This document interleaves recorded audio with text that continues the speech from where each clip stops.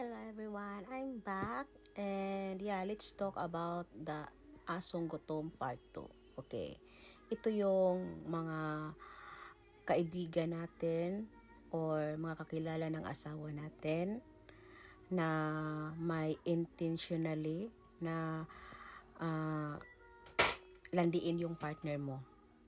So, it's not me na in front of you or in physical action na gagawin nila. Doon sila gagapang sa messenger ng asawa mo or kung alam nila kung saan ang social media ng asawa mo or boyfriend mo, doon sila mag, hi, hello, how are you? Ganyan. Yung, hello kuya, yung ganon sila. And then, some of our asong gutom na kaibigan, they are not using their own profile or their own social media account. They are using a fake account. No? They are using a fake account. Kasi itong mga asong gutom, either to lang ang purpose nito. Gusto nilang sirain yung magandang relations you have with your partner or type nila yung partner mo. Gusto nilang magpatikim or gusto nilang agawin yung eksena mo sa buhay mo na kinakaingitan nila. So, yan, mag-ingat talaga. And ako kasi everyone, sa totoo lang, hawak ko yung phone ng asawa ko, hawak ko yung phone ni daddy. Anytime I can check the phone of daddy. And anytime I can check his messenger, her line, or anything inside his phone.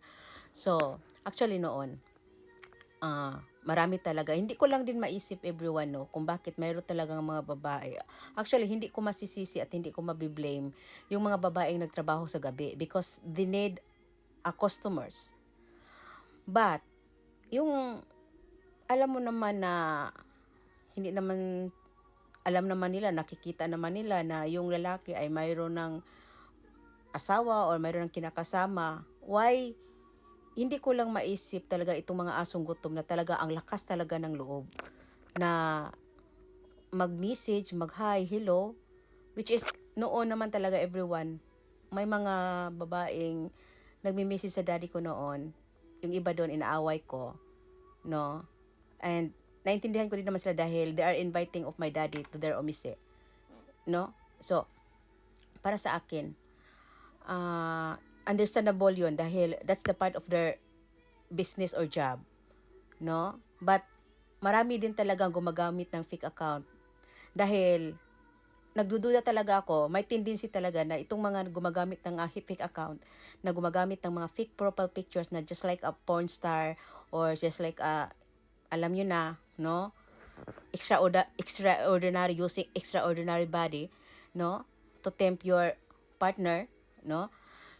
I think itong mga gumagamit ng fake account, I think someone to na kaibigan mo, kakilala mo, na nagtatago sa isang fake account na gusto lang sigurong manira sa relasyon ninyo or as I said, gusto lang sigurong pangarapin yung buhay mo na gusto na maging sila.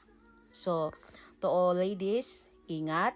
And then, if kaya yung i-check yung mga phone ng mga asawa, boyfriend, or kinakasama ninyo, i-check nyo yan.